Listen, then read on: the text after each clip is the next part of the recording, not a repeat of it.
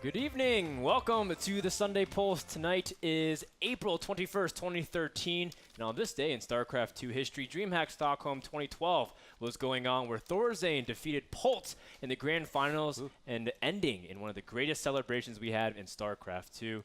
Just being able to witness DreamHack's production as well as Thorzain winning on homeland soil was absolutely riveting. Of course, capsulated by the great cameo appearance by Swedish House Mafia. I am your host, Dan Cho, joined on the set with two lovely experts. Very, very anxious to talk about today. Ben, MrBitter, and Kevin, RotterdaM Vanderkoy. Boys, how you doing tonight? Wonderful, Dan. Thank you for having us today for the show. Yeah. I'm so excited. Actually, the moment you talk about DreamHack last year, I already get goosebumps. That is seriously the best celebration there ever was. That, like, I watch it every now and then when I'm like, should I play ladder games? And then YouTube, Thorzain wins. Yes, I should play ladder. It was a phenomenal event, but I am going to stab our technical director if he doesn't turn off the music, which is still playing in my ear. Thanks, Elliot, for that. Normally, I know that would be a joke, but the way that you've been bitter lately, I'm actually worried when he says these No, I'm things going to stab him in the throat with this pen. It's going to be an act of violence. He muted my microphone. Don't scare me. Okay. Well, we can settle that after the show. We have a lot ahead of us, guys. Tonight's show is going to be really cool. We're going to be talking about things like WCS from Europe to Korea to NA. And then we're going to talk about DreamHack Preview a little bit because it will be this weekend. We have trivia, we have player moves, and we have a special appearance from Lauren Elise who made a trip to WonderCon. All this and more on tonight's show. I'm very excited. Now, for those of you who may be watching for the first time in a few weeks and don't know how we're going to be doing the discussion format, we're going to be throwing out a topic, an idea, and then Ben and Kevin will be discussing it. However, we used to do it where I give out points based off the merit of their articulation or as well as their wit. But tonight, you will be the deciders. Chat will be the ones giving out points. We actually prepared a graphic to explain how this is going to happen. So, every person in chat, doesn't matter if you have 1 or 2 or 3 accounts, as long as you have an account, you have 50 points which you can give away throughout the show. The way to do it is to type into chat !karma, the person's name, which is Ben or Kevin, and then the number of points. You can give away all your points at once. So, for example, based off this intro, if you really enjoyed the death threat made from MrBitter to the production crew, you can give him 30 points for that if you want. Why stop at 30? You can give them all 50 points if you want. But then you can't give any more points throughout the show, so use it wisely. Don't spend all your points in one place. But again, you guys will be contributing. And at the very end, they can bet their points for their trivia, the final Fun Fact Frenzy, brought to you by Frodan. Are you guys ready? I'm pretty ready, Dan. I'm very ready. I'm born ready. My name's Ben Ready. I'm excited. That was clever. I know I always have trivia to fall back on and own Ben. Even if chat does not love me today, even if you guys are hating on the purple shirt, I still have trivia. So. Oh, the purple shirt's great, Kev. I like it. I like the little V Everybody's action. giving you points. What is this? Everyone's already giving points to Kev? This is very nice. This is off to a good start. Well, let's actually get to the debate. Maybe you can earn some points for once, Ben. Our first topic, we're going to go on the wire, the general headlines discussing around the StarCraft II universe. The first is the biggest. Blizzard has announced full format details of their $1.6 million World Championship Series season. In a press release, they said, quote, "We redesigned the World Championship Series to help accomplish one of our primary goals, which is to level up the eSports scene by building up the type of vibrant professional StarCraft II esports ecosystem in North America and Europe that we see in South Korea today." Now, if you guys are still a little confused like we were a couple days ago, here's a little bit of a more detailed explanation. There are 3 regions, America, Europe, and Korea. Within these 3 regions, there's 3 tiers modeled after GSL's Code S and Code A system. To play in the Premier, which is the Code S, you have to qualify through the Challenger League, which is like Code A. And once a player loses in the Premier/Code S, they fall to the Challenger League where they may win their spot back or lose it to an up-and-coming Challenger player. This can be compared to the relegation phases for most football leagues. Now, that was a mouthful, and we're not done yet. For 2013, the Challenger League will feature a grand prize pool of $5,000. The Premier League will fight for $100,000, with the bottom half earning a base salary of $1,500. But wait, there's more. The top players from the 3 regions will compete in the $150,000 season finals. Each region will have 3 seasons. You know, Blizzard seems to be obsessed with the number 3, by the way. I love the fact that it requires this much explanation. Like, what the hell? This is supposed to be a StarCraft tournament. Like, when you have 50 pages of notes just explaining how to qualify for the damn thing, I feel like I have to take a college course in order to understand. I have what's going no on idea. WCS. You've been talking since the top of the show. I didn't hear any of it. Like, it makes 0 sense to me. I'm only about halfway through the read, man. You guys remember this really funny drawing that someone once made about the new GSL system explained? It's like lots of arrows and then like a new box. Stuff happens.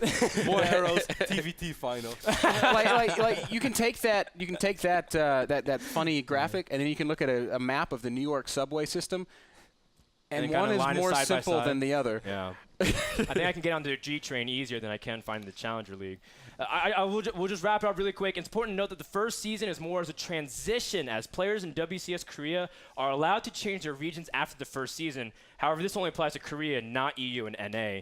And there's one more thing. Blizzard will be unraveling a new point ranking system throughout the year. WCS, along with other events running like DreamHack, will count for points, and the top 16 with the highest amount of points at the end of the year will be invited to BlizzCon for $250,000 global finals in California. The map pool is as follows: Aklong Waste, Belshear Vestige, Cloud Kingdom, Daybreak, Neoplanet S, Star Station, and Whirlwind. From this tournament, Blizzard hopes that WCS will give a more positive overall experience for players and viewers alike. Now, guys, what do you guys think about this format? I still have no idea what the hell you just explained to us. I think it's one of those things that if you look at it like on a sheet like that, it's very confusing. But once everything starts rolling, I'm sure within 2 months it all makes perfect sense to everybody how to qualify, how to get in. It's just one of those things. The more you read about it, the more confused you get. But once it actually really is up and running, I think it all pretty much speaks for itself. At the end of the day, what it boils down to is the pre-existing Code S, Code A format, with the exception of if you get knocked out of Code A, you're now screwed and you can't win any money in Korea for the rest of the year. Well, at least for the rest of the season, until you have to re-qualify through, again, one of the hardest offline lands in the world just to go Which is getting easier because all of the Koreans are playing in North America and Europe. So there is that. Yeah, I guess so. But at the same time, you're allowed to declare and change after Season 1. So, I mean, we've already known that for a while. So. Exactly. I want to ask, though, I want to repoint the question a little bit away from the format itself, but ask, is this a sustainable ecosystem that Blizzard is trying to establish? Can they allow these rules to keep going on if they want to establish what they're aiming for? I'll start with you, Kev. No, I definitely think so, Dan. It's quite obvious that Blizzard is not doing this just for as a test run and see how this all goes out. This is something that Blizzard has made, and this is their plan for the upcoming years. Obviously, the start is going to get very bumpy, as we can see now, left and right. Every now and then some drama pops up. But I think eventually this is all going to make sense, and it is going to make the scene a lot more streamlined and a lot more easy to follow. But of course, certainly the first few months and even perhaps the first year, it's going to be very rough. It's going to be a bumpy ride. This first year is going to be very rough, and we've already seen a lot of that from qualifiers in Europe, North America, and even Korea. Blizzard's catching a little bit of flack, so are some of the organizers, and a lot of it is justifiable. And we'll talk about more of that as the show progresses here today. But at the root of it all and at the end of it all, we do still have a very good goal, a very good cause, right? We're all fighting for the same thing, the growth and development of the scene as a whole on a global scale. And Blizzard getting involved in the end is a good thing. There will be hitches along the way. Hopefully there will be some changes made along the way as a result of those. And eventually it will be sustainable if and only if. I have to throw in this final little anecdote. If and only if you don't piss off the community too much. Because at the end of the day, we're the ones playing the game. Well, this is for the community. This is to build that ecosystem, so I completely agree. But I also want to kind of ask you specifically, Ben, because you've had a chance to visit something like LCS, which is something Riot's putting on for League of Legends.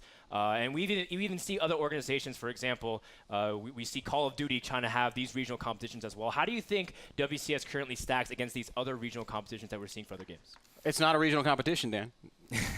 So you can't compare it to those. I think I don't have any problem singing Riot's praises. They've done a great job of establishing a North American scene and supporting it, of establishing a European scene and supporting it, of allowing the Korean scene to continue to thrive without interfering too much, and creating a global storyline for us all to follow. We had 130,000 people watching 2 players play on an individual stream in a 1v1 show match for League of Legends the other day. Because Riot has built up that scene in a way that truly create superstars of those guys that are dominant within their regions. So we're going to have to make a couple of changes in terms of what it means to region lock something, and in terms of what regionalized play actually is.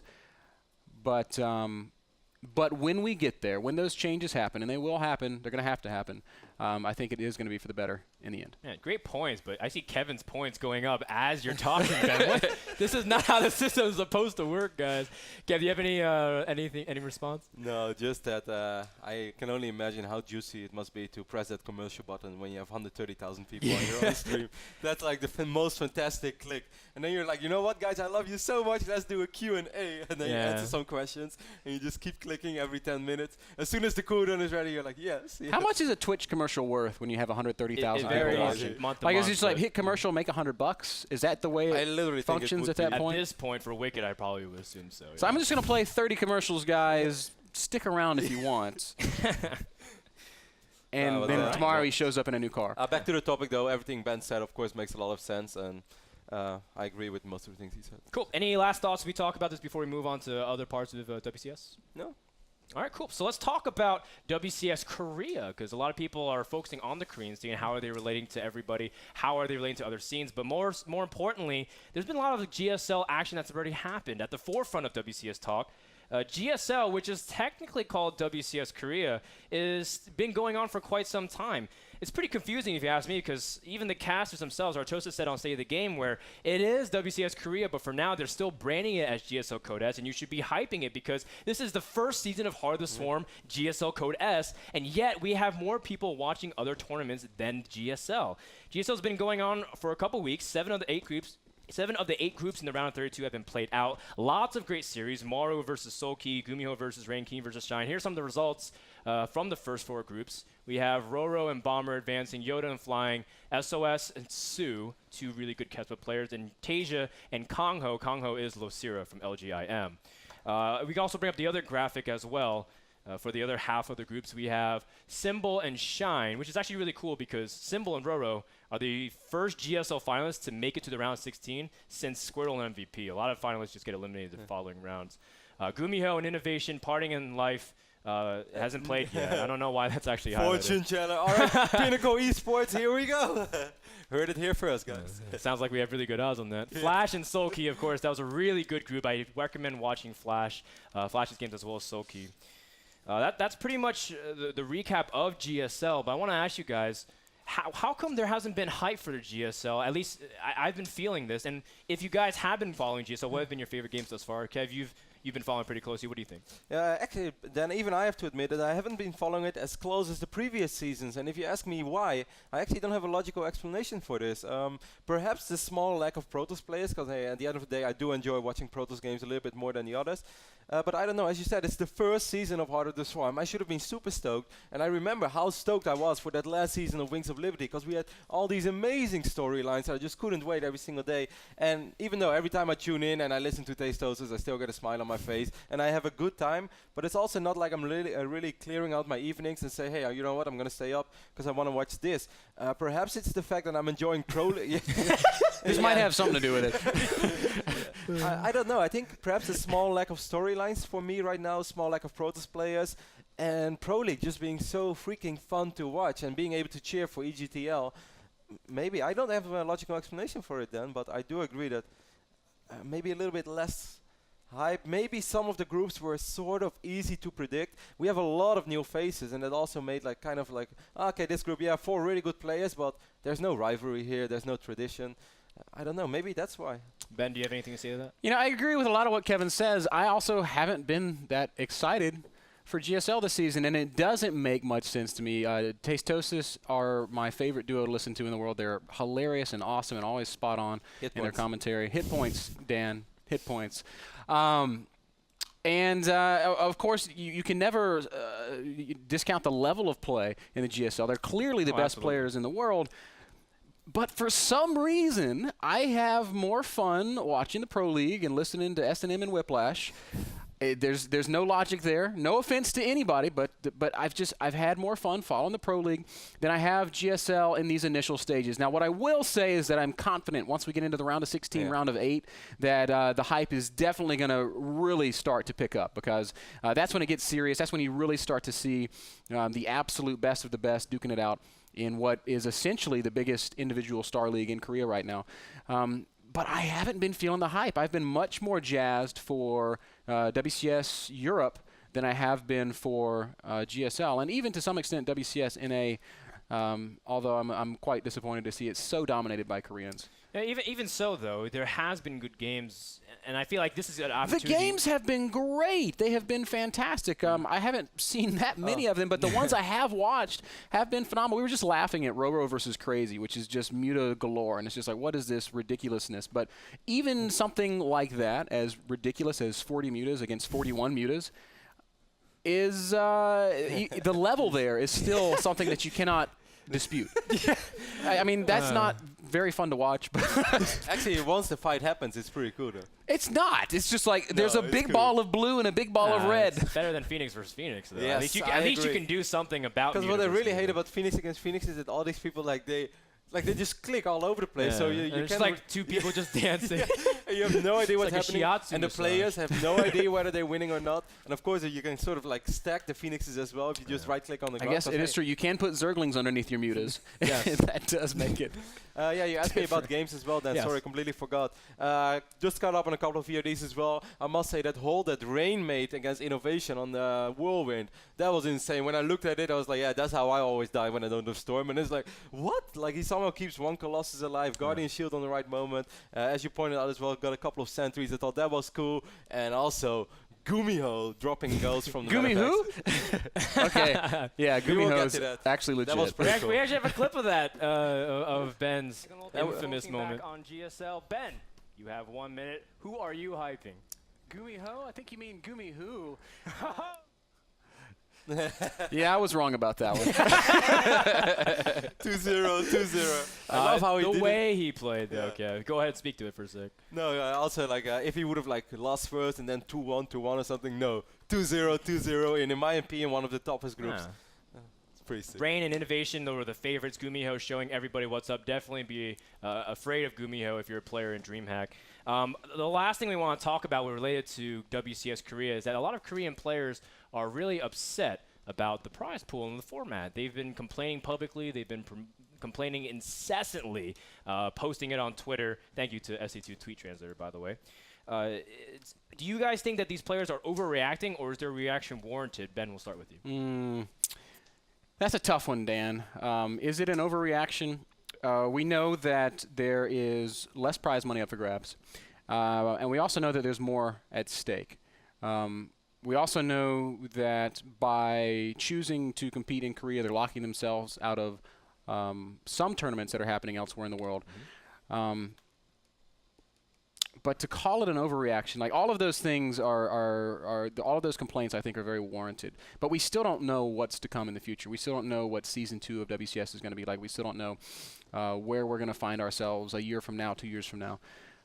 So I don't want to say that it's an overreaction. What I do want to say is that the concerns being voiced are incredibly important, and it is critical that that Blizzard listens, that the organizers listen, and that we do find a way to keep the players happy.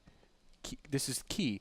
Keep the players happy. Guys, this industry revolves around the players, and for the love of God, I am so sick of seeing casters elevated over players when the players are so much more important, and the games and the personalities and the stories are all there, and no one is telling them. I'll rant more about that later, but that's my answer for now. Yeah, do you have a response to that? No. Once more, I have to pretty much agree with Ben. Okay. Overreaction is a really big word. What I can understand is that they are pretty pissed off that the prize pool, which they thought, like they were playing in the tournament they qualified for in Wings of Liberty. So, hey, we're playing GSL. Normally the first place prize was like 40K. And then like when they're already some people pass the group, suddenly you find out it's 20K. Now, overall, the prize pool is still amazing. And it's not like they took away so much money. Someone actually made a cool graphic about it and kind of put everything in perspective. But yeah, like sort of changing a prize pool or just not being basically the tournament started and they were not aware yet what is the first place. That's a little bit weird. I mean, come on, guys. We know that how important it really is to announce your prize pool on time. Of all organizers, we should know. I want to kind of close out this section then with this question. Do you think it's fair then to elevate the Korean prize pool higher than other regions because the competition's a lot stiffer? No, I don't think it's fair to have disproportionate prize pools in different regions. What I do think is important is that you have access to other events and that you have incentive to go places and to show off your skills and to do things. Like these guys, as great as it is that players can compete for, I don't know, $100,000, arbitrary number. As great as it is that I can compete and win $100,000, I cannot rely on winning a tournament as my revenue stream. I have to have some alternative source of income. I have to have something that is going to allow me to sustain myself as a pro gamer. And we see this so much in the landscape in America and in Europe, where you have these pros who pour their lives into it, but they're living on pennies, man. Guys in America with their amazing salary of $500 per month, which does not go very far, even in Belarus, where actually it does. Okay, it would go. That's way above average. Lowly could do a lot with $500 a month. The GDP of Belarus. But open a new bank tomorrow. But I think the biggest issue here, when you talk about Korea specifically, is not that they're competing for less prize money. It's that they have so much more to lose now, because already this is a very difficult tournament. Already the qualification is very hard, but also can we bring up that graphic? I think the graphic of the subway map graphic. You know what I'm talking about? The format graphic. The format graphic. Subway graphic. So this is kind of important here, guys. In the first round, you got 32 guys. Bottom 16 drop down to the Challenger League. That's essentially Code A. So you've lost in the first round. You're Flash. Well, you're not Flash. We already know he's through. But who's somebody really good? MC. Rain. MC or Rain. Lost in the first round. You get knocked down into Code A, and you run into Hitman. Oh. Now you're screwed. Now you're screwed. So you're now in the bottom half of Challenger League. Guess what? You're not competing for money at all. You're now officially cut off from earning any money in WCS because you just hit two tough opponents in 2 rounds. And you're not allowed to go to an IEM. And you're not allowed to travel to an IEM, and you're not allowed to travel to an MLG.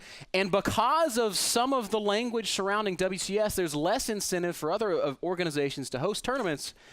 It just makes it harder for these players to earn money. So there are definite issues that need to be addressed moving forward. But still, I'm very confident that 2-3 years from now, WCS will eventually be a very good thing. Okay. Well, I really like the way you summarized that, Ben. It's talking about more opportunities, not necessarily just raising the stakes for every single win. I do want to remind people that the last group of GSL Round of 32 will be played on April 23rd at 1810 KST. Catch it at gomtv.net, casted by Tastoses as well as Doa and Monte Cristo. Check it out this week, especially with Parting Life, Last, and Lenok. Do you guys have any quick predictions before we close that out? Time to shine again. Lee who? Oh no, man, Lenok is a beast. I don't want to curse him. I feel like I'm starting to Artosis. Come on, man. You know what? Here's the thing. I gotta say this. I just gotta say this about Hitman. Hitman lost a couple games last week. It's because Artosis was starting to hop on the bandwagon. All right, Artosis cursed my favorite player. So Dan, when you watch this VOD, I want you to hear this. Son, I am disappointed. Stop cheering for my favorites. All right, I love you, Dan. Don't cheer for Hitman. All right, Kev. Do you have any predictions before we send this off to commercial? This is a ridiculous group, Dan. Absolutely ridiculous. I really like Last, actually. I'm quite a fan of his play. Certainly the series he played at MLG, the ones against Live, that was just sick. Those games were so cool. One of the coolest TVZ series I've watched ever since that Paul Stefano series from Lone Star Clash. So I really like Last, but I cannot predict him making it out of this group, man. And then how can you not predict Lenok to make it out of the group? Like, if you would really if you give me a free budget and I can bet, I say Parting and Life, but this group is nuts. It really is nuts. I'm going to pick Life as definitely a Life Lenok is my choice. I'm going to pick Life last. But it's such a nasty group, man. Life Parting. Well, we'll find out next week when we come back, guys, and revisit it. For now, we're done with WCS Korea. We're going to take a commercial break, and when we come back, we're going to be covering WCS EU from qualifiers to offensive GGs, and maybe even talk about the NASL stream. You're watching the Sunday Polls. Don't go anywhere.